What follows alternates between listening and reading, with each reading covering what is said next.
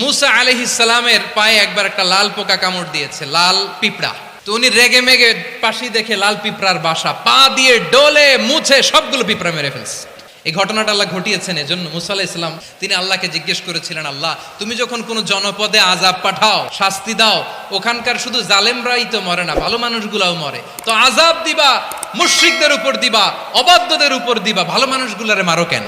আল্লাহ বললেন, মুসা তোমার যে কামড় দিছিল পায়ের মধ্যে পিঁপড়া, কয়টা পিঁপড়া? একটা পিঁপড়া, তো সবগুলারে মারলা কেন? রেগে মেগে পুরো পিঁপড়ার বাসা ভেঙে মেসাকার করলা কেন? এই মুসা, আমি যখন অ্যাকশনে যাই, আমি যখন শাস্তি দেই, তখন এত বাস বিচার করা হয় না, বাস বিচার করা যায় না। যখন অ্যাকশনে যাওয়া হয়, ওইটা ডাইরেক্ট অ্যাকশন হয়ে যায়। চিল্লায় বলো ঠিক কিনা?